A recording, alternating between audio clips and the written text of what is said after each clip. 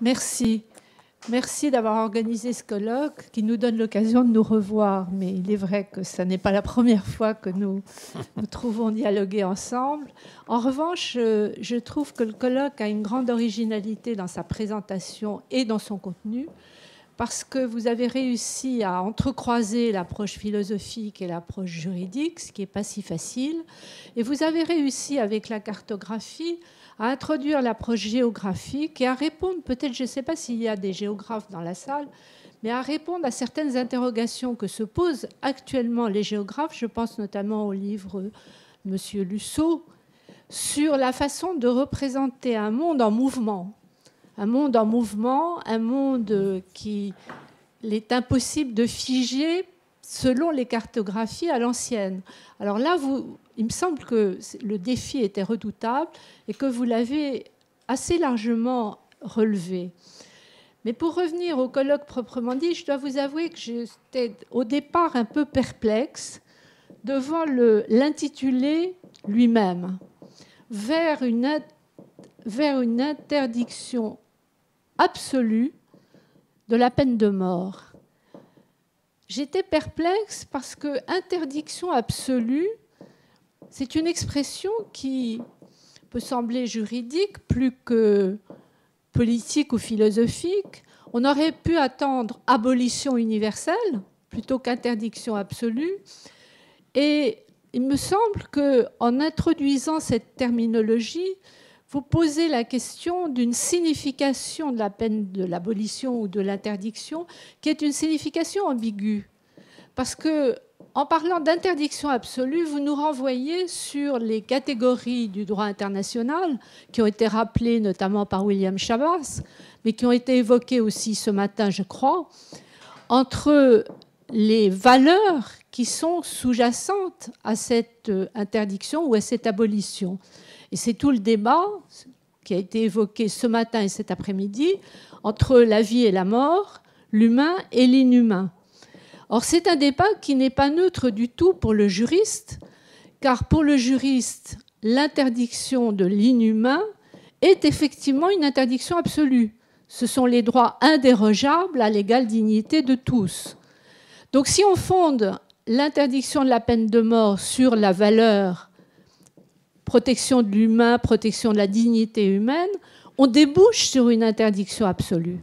Alors que si on la fonde sur la vie, le droit à la vie, ça a été rappelé à plusieurs reprises, le droit à la vie est sujet à des exceptions, à des dérogations, alors que ce soit la légitime défense, que ce soit la guerre.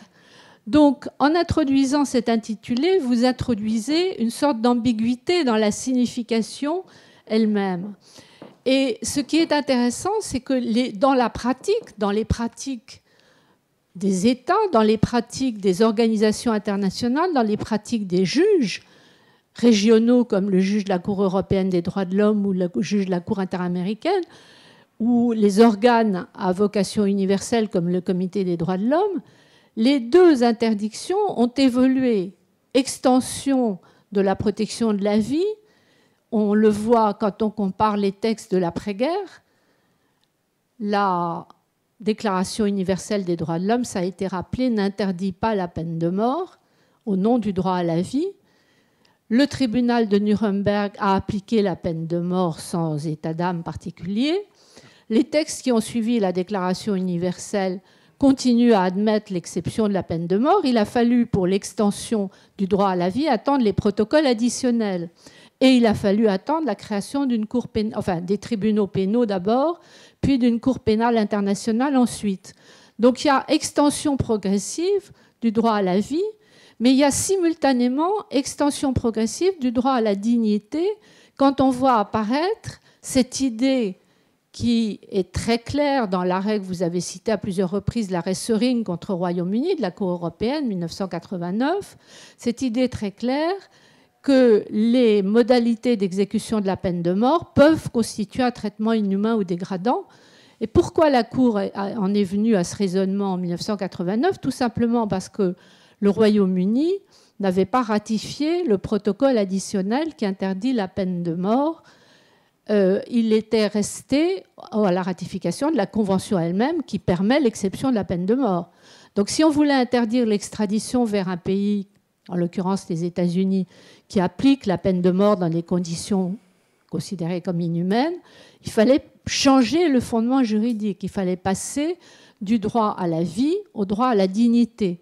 Et ensuite, c'est une jurisprudence qui a été très souvent évoquée dans les processus, je reprends le terme employé par Luis Arroyo tout à l'heure, dans les processus de l'internationalisation. C'est une expression qui a été souvent employée. Il y a eu un dialogue des juges qui s'est instauré autour de cet élargissement d'un droit à la vie à un droit, je dirais, à une vie humaine. Et peut-être que là, je me sépare un petit peu de ce qui a été dit par William Schabas à propos de l'inhumain, lorsqu'il nous disait, après tout, la souffrance de celui qui attend dans le couloir de la mort n'est pas pire que d'autres types de souffrances morales. Je crois que, en fait, l'inhumain, c'est pas seulement la souffrance de celui qui est concerné par l'acte, mais c'est les conditions de l'acte. La décision elle-même et les modalités d'exécution sous la forme d'une peine, tout ce qui nous a été décrit avec beaucoup d'émotion cet après-midi, c'est cela qui est inhumain. C'est une manière inhumaine de rendre la justice. Donc, quoi qu'il en soit, ma première perplexité, c'est devant cette ambiguïté de la signification d'interdiction absolue. On interdit au nom de quoi? De quelle valeur? Et en fait, on n'a pas tranché. On interdit à la fois au nom du droit à la vie et au nom du droit à l'égale dignité de tous. Et il y a une deuxième source de perplexité quand je continue à lire le programme. Interdiction absolue de la peine de mort. De la peine de mort, qu'est-ce qu'on appelle peine de mort? Et là, on s'aperçoit que le contenu n'est pas si clair que cela, car au fond, la notion même de peine de mort, elle repose sur une distinction qui est, je ne dirais pas remise en cause directement, mais affaiblie à l'heure actuelle, qui est la distinction entre guerre et paix. Ça part du principe que l'on applique le droit de la guerre en cas de guerre, et là, le droit de tuer fait partie du droit de la guerre. On peut tuer l'ennemi, et le droit de la paix, là, il s'agit de crime. Et la distinction entre crime et guerre est sous-entendue quand on parle de l'abolition de la peine de mort ou de l'interdiction de la peine de mort. Alors, ça nous a amené à tout ce débat extrêmement difficile et en même temps, je crois, extrêmement important sur les exécutions extrajudiciaires. Sur les exécutions extrajudiciaires qui peuvent être des exécutions liées à la criminalité organisée, qui est une forme de guerre civile, qui amène à des exécutions qu'on peut considérer comme criminelles si on les regarde sous l'angle de la criminalité organisée, ce qui paraît justifié. Mais ça amène aussi, je dirais, à la répression organisée sous forme de guerre. Et je pense à l'expression utilisée pas seulement comme une métaphore, mais comme une réalité par le président Bush au lendemain des attentats du 11 septembre, de guerre contre le crime. Parce que faire la guerre contre le crime, ça veut dire considérer le criminel non plus comme quelqu'un devant être jugé et éventuellement condamné, le cas échéant à la peine de mort, mais le criminel comme un ennemi qu'il faut éliminer, qu'il faut abattre. Et là, on a tous à l'esprit l'exemple de l'exécution de Ben Laden. Personne ne se désole de cette exécution en tant que telle. Mais ce que je trouve très regrettable, c'est le mélange qui a été fait à cette occasion entre la guerre et la paix, la justice et la politique guerrière. Quand le président, qui n'était plus le président Bush, qui était le président Obama, nous a annoncé « justice est faite ». Je crois que ce n'était pas la justice qui était faite, c'était un acte de guerre auquel on répondait par un autre acte de guerre. Absolument. Mais encore fallait-il le dire clairement. Et c'est aussi le problème, mais je n'y insisterai pas, des attentats ciblés. Donc l'une des difficultés, il y a ce qui a été dit par l'un d'entre vous, la question de la légitime défense quand elle est évoquée de façon élargie, mais plus largement ce problème de la distinction entre la guerre et la paix qui est au cœur d'une problématique qui explique peut-être la difficulté que nous avons à distinguer la peine de mort des exécutions de type extrajudiciaire. Et pourtant, malgré toutes ces sources de perplexité, je dirais que le chemin paraît clair. Et le mot peut-être essentiel dans l'intitulé de notre rencontre, c'est le vers l'interdiction absolue de la peine de mort. Vers l'interdiction, il n'y a pas de point d'interrogation à la fin, j'ai noté. C'est donc un chemin qui est tracé, qui n'est pas un chemin rectiligne, c'est un chemin extrêmement complexe, et c'est là que j'ai apprécié les présentations de l'après-midi qui nous ont montré les processus, les facteurs, les acteurs, les pratiques aussi.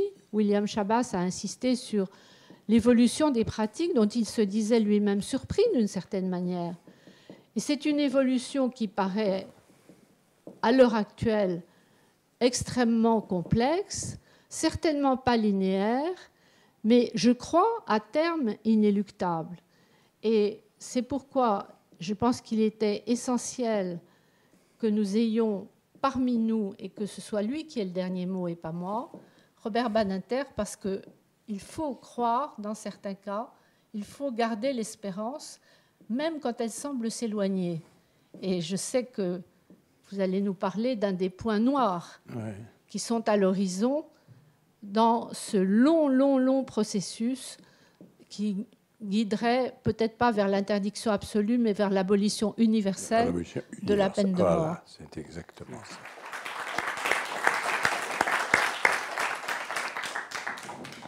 Oui, merci Mireille. Mireille et moi, depuis fort longtemps et côte à côte, nous avons beaucoup débattu, réfuté, soutenu la cause de l'abolition. Là, il est tard, même assez tard.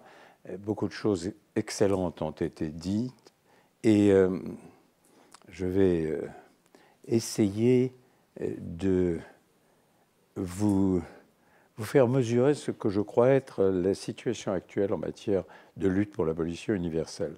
Je utilise exprès les deux termes, pas l'interdiction absolue de la peine de mort, tu en as très bien parlé, l'abolition universelle, la cause de l'abolition universelle. Je ne vais rien reprendre de ce qui a été excellemment dit, j'ai eu l'occasion d'en parler à certains des orateurs. Je veux simplement remercier Mme Babcock, parce qu'en l'entendant parler de ce qui se passe au Texas, et en l'entendant évoquer ce qui est la réalité de la peine de mort. Peine de mort, c'est très intéressant statistiquement, c'est plus intéressant encore philosophiquement, historiquement passionnant, mais en définitive, ce contre quoi nous combattons, ce qu'elle a évoqué. L'abolition, c'est la fin de cette justice qui tue. Et ce qu'elle a évoqué, c'est la réalité de la peine de mort. Bien au-delà de tous les débats théoriques, juridiques que l'on peut avoir, c'est ça. C'est une personne qu'on tue au nom de la justice. Et ce qui a motivé maintenant depuis si longtemps l'action contre la peine de mort, c'est à quel point ce qu'est la réalité de la peine de mort est incompatible avec l'idée même qu'on peut se faire de la justice. On n'a pas utilisé beaucoup le terme jusqu'à présent, mais ceux qui combattent dans les cours d'assises ou les cours criminels et ceux qui assistent aux exécutions savent que c'est cela, la peine de mort. Ce n'est pas un problème conceptuel en soi. Cela finit ainsi, comme vous l'avez évoqué, avec le drap qu'on met sur le visage de celui qu'on vient de liquider. Bon, alors, je ne vais pas reprendre, simplement, je la remercie d'avoir rappelé ça, parce que c'est la source profonde de l'engagement. Alors, l'abolition, alors, toute chose, le problème de l'abolition, c'est un problème éminemment politique. Je ne parle pas ici du bien fondé de l'abolition. Je veux dire l'abolition telle qu'elle s'inscrit dans la carte tout à fait intéressante que vous nous avez montrée, c'est une décision politique. Décision politique, ça veut dire qu'il faut à la fois s'interroger sur le processus, sur les motivations et sur la dynamique de cette évolution. Alors, moi, je dirais très vite. Il y a simplement ceci. Vous avez, s'agissant de l'abolition universelle, de la marche à l'abolition universelle, des données qu'on a longuement évoquées, je ne vais pas y revenir, le progrès est immense. Il est au-delà même de ce que nous espérions en 1981. Moi, quand le soir de l'abolition en France, nous étions le 35e État, le dernier dans les États, je précise, occidentaux de l'Europe de l'époque. Nous étions les derniers à abolir. Donc, pas lieu d'en tirer une priorité particulière. C'était, si je puis dire, une régularisation. Mais 35e, la France à ce moment-là, aujourd'hui, ils sont à peu près une centaine d'endroits et une cinquantaine qu'on appelle abolitionnistes de facto. Moi aussi, je suis comme vous, mon cher ami, j'ai toujours incertain sur ce que ça recouvre. Et je rappelle alors là que juridiquement, vous avez quand même plusieurs formes d'abolition. Vous avez l'abolition par la voie législative, et mieux encore, mais c'est le même processus pratiquement, l'inscrire dans la Constitution. Ça, c'est, je dirais, la voie classique. Vous avez l'abolition qui est aujourd'hui probablement la plus répandue, qui est l'abolition par la voie conventionnelle, par la voie diplomatique, par les conventions internationales. Le mouvement international vers l'abolition universelle, il prend sa force et son sens dans ces instruments internationaux, régionaux ou universels, à vocation universelle, qui lient les États et ont, pour des raisons juridiques, dans la plupart des États de droit, une force supérieure aux dispositions du droit interne.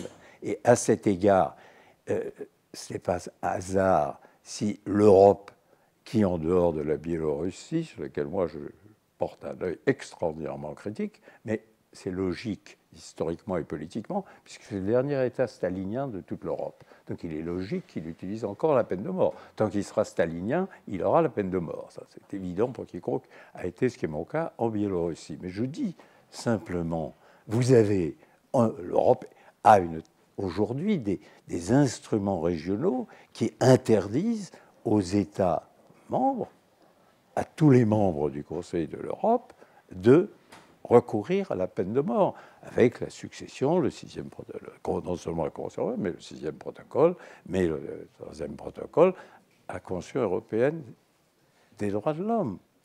Et j'ajoute que, si vous regardez sur le plan universel, le 2e protocole, au pacte sur les droits civils et politiques, là, c'est un instrument politiquement extraordinairement utile pour pallier à la défaillance de volonté ou de courage des femmes et des hommes politiques. Parce que on ne comprend pas très bien dans le public ce que ça veut dire, mais si on le fait, on sait qu'on conduit l'État nécessairement à l'abolition sans le dire. Très commode. Je dirai tout à l'heure encore plus pourquoi. Donc, et puis vous avez ce que tu as cité, et qui est si symbolique et rarement perçu. Vous avez des juridictions pénales internationales pour les auteurs des pires crimes, les crimes contre l'humanité, les génocides, les viols collectifs, on ne va pas faire la liste de ces crimes qui sont les plus atroces, ceux qui affectent plus l'humanité. Eh bien, aucune des juridictions pénales internationales, créées ad hoc ou permanentes comme la Cour pénale internationale, aucune n'a recours à la peine de mort. S'il y a une victoire symbolique, c'est le traité de Rome. C'est le fait que les criminels contre l'humanité ne seraient pas condamnés à mort. Ça, le public ne le mesure pas. Mais il n'y a pas aujourd'hui, je dirais, parmi les magistrats qui siègent dans les juridictions pénales internationales ou qui aspirent à y siéger, un seul qui accepterait de siéger s'il y avait la peine de mort. Tant elle est incompatible avec l'idée que nous nous faisons de la justice, je laisse ça de côté, c'est un constat. Donc, voilà les chemins qui mènent à l'abolition. Alors, vous avez cette dynamique, vous avez ce mouvement, mais vous avez, ça a été évoqué, les noyaux durs, les zones de résistance. Et c'est pourquoi il était important de rappeler qu'en ce qui concerne les populations, le nombre d'êtres humains soumis au risque de peine de mort, là, vous avez une inversion que l'on constate s'agissant du nombre des États. Vous avez plus de sujets, j'utilise le terme, soumis par la loi nationale au risque de peine de mort que de ceux qui ne la risquent pas. Donc, il y a encore un chemin à parcourir. Mais dans cette bataille constante, pour progresser dans la voie de l'abolition universelle, nous rencontrons aujourd'hui, et puisque nous sommes ici réunis à Normale Supérieure, je tiens à le dire très clairement, parce que c'est un discours que certains ressentent parfois. Il y a un obstacle que nous rencontrons dans le combat pour l'abolition universelle. Pas en Chine, pas dans les dictatures, là c'est le régime, mais dans d'autres États. Et c'est Dieu. C'est Dieu. Il y a dans la religion, Dieu, tel que les religions prétendent sur cette terre en être l'expression. Je ne me garderai d'aller plus loin théologiquement, on le comprendra. Mais, et je donne l'exemple que j'ai vécu de les 2 dernières années.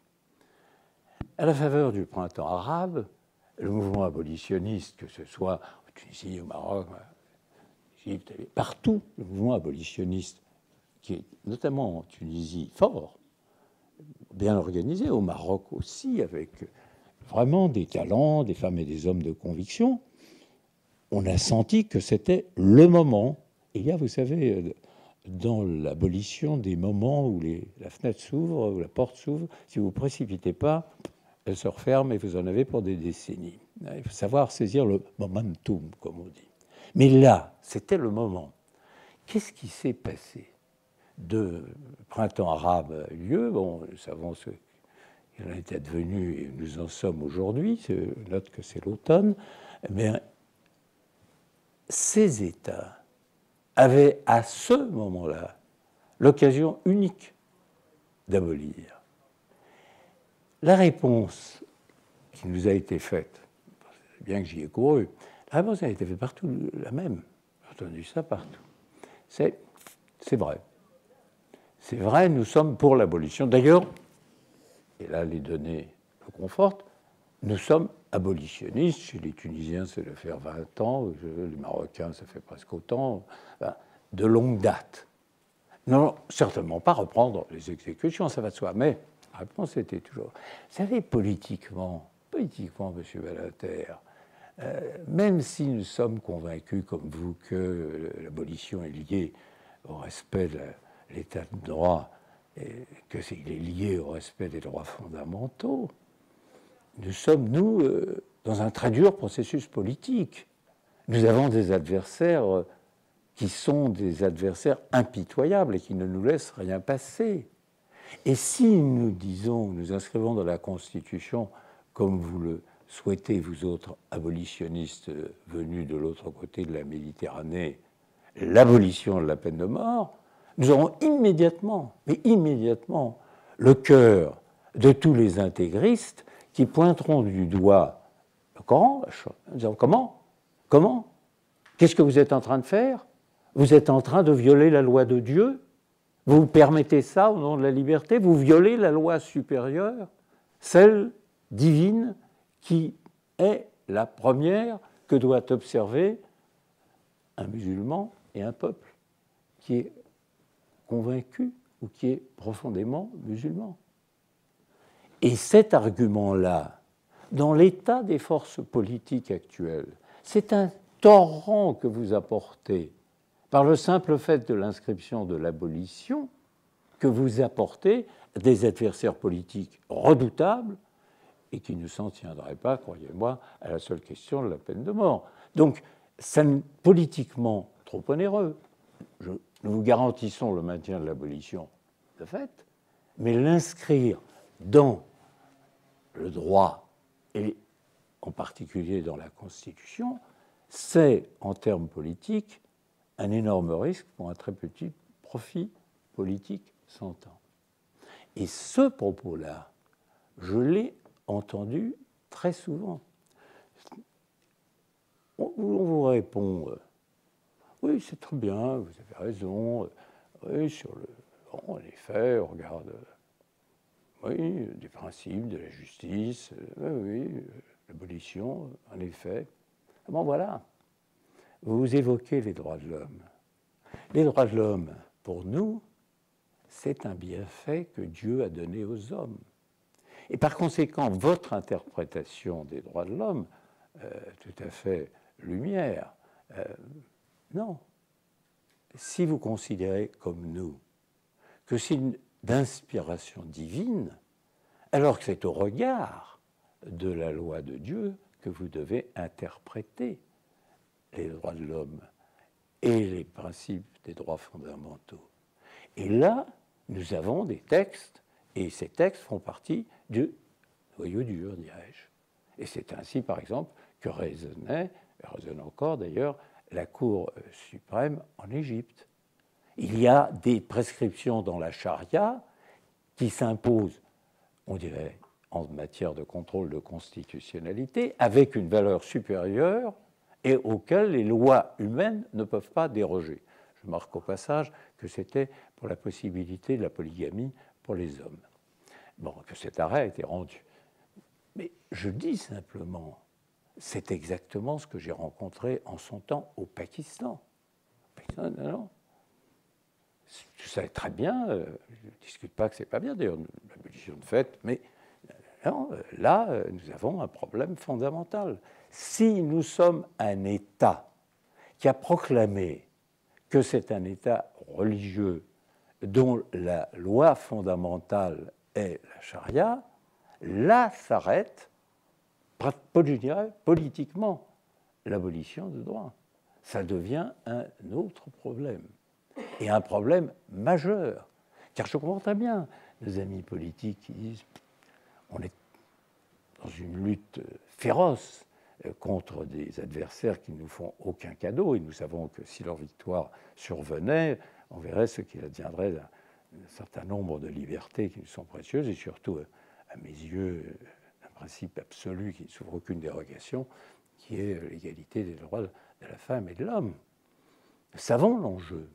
Donc, ils vous disent l'abolition, très bien, on va se contenter pour l'instant de maintenir le statu quo. On n'exécutera pas, mais on n'abolira pas parce que le coût politique est trop cher. Et ainsi, nous nous trouvons en présence d'une difficulté, je dirais presque supplémentaire, au regard des autres combats que nous soutenons ailleurs. Ce n'est pas la même chose en Chine, bien entendu.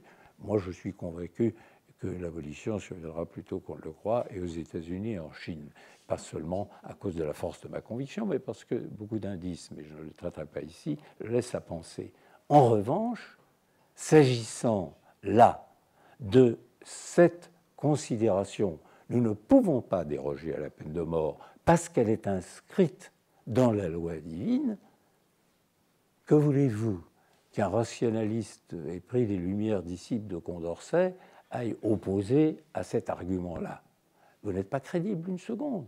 Oui, l'exemplarité. Mais ce n'est pas ça la vraie question. La vraie question, c'est que nous ne pouvons pas y déroger aussi longtemps qu'on proclame dans la Constitution que tel État est un État musulman. Voilà. Alors là, on doit réagir, on doit lutter.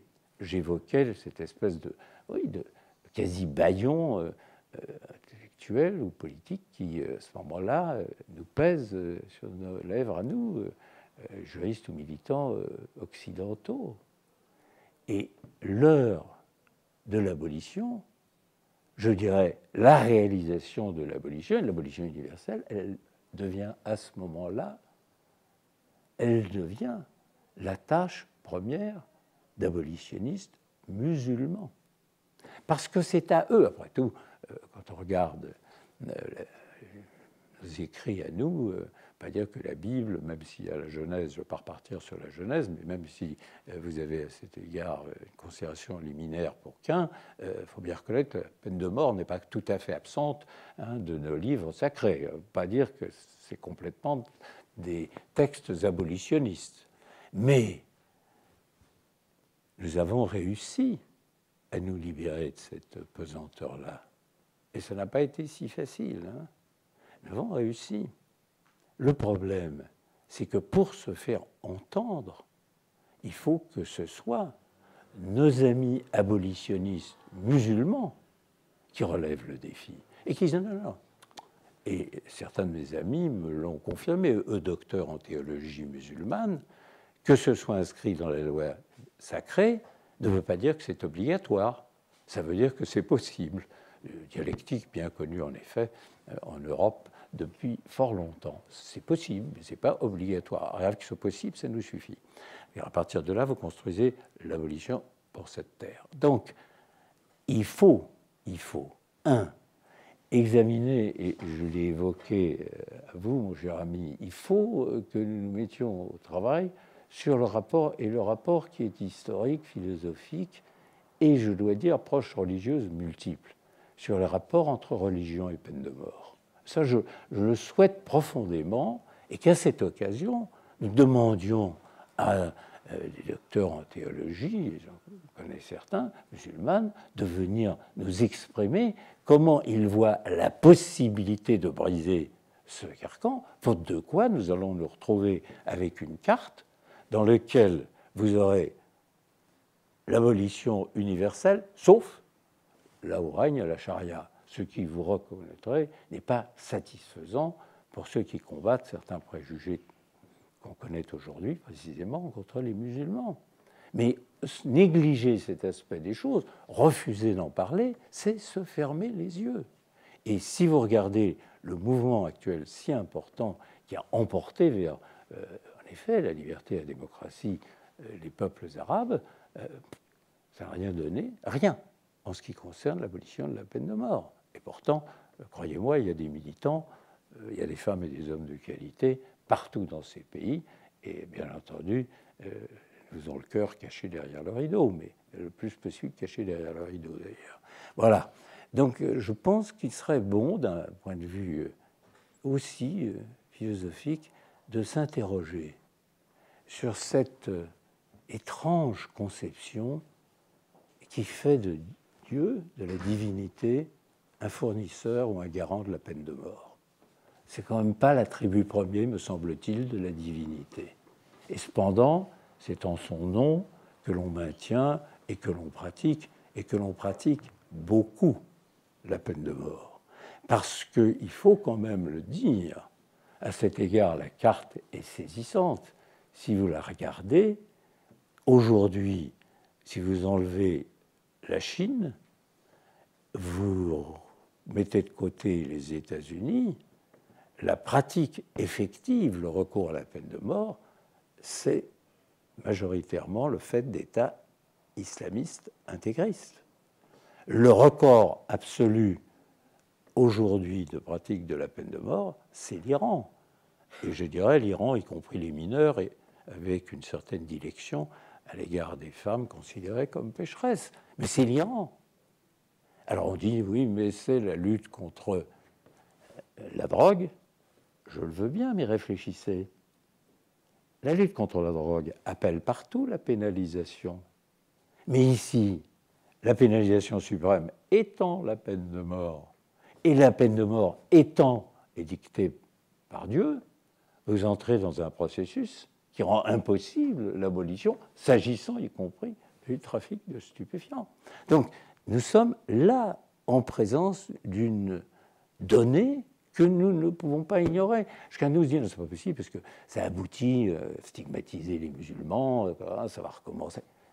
Ce n'est pas nous, qui sommes responsables du fait qu'en Iran, on a ce nombre considérable d'exécutions, et je rappelle quand même que s'agissant de l'Arabie saoudite, du Koweït d'ailleurs, qui vient à cet égard de rejoindre le rang des praticiens, c'est quoi?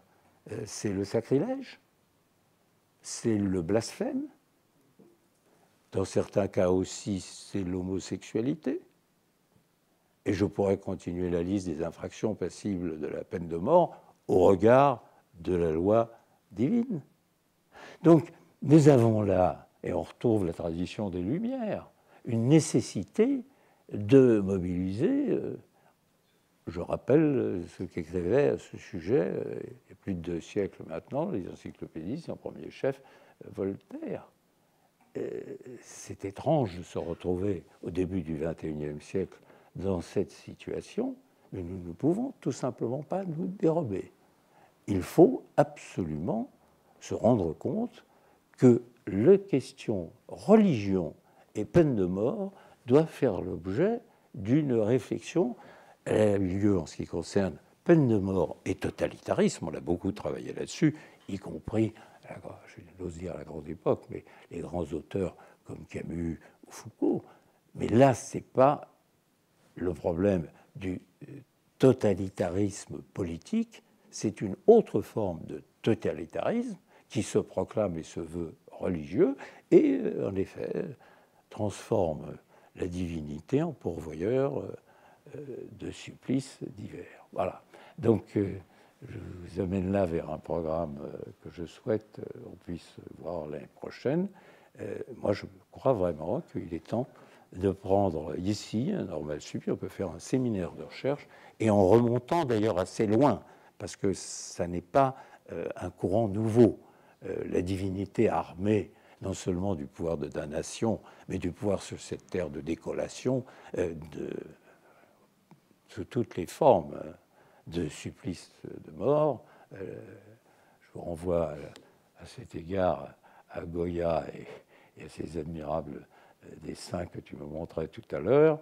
C'est pas nouveau, mais c'est hic et nunc, selon les termes qu'affectionnait un président qui n'a pas été pour rien dans l'abolition de la peine de mort.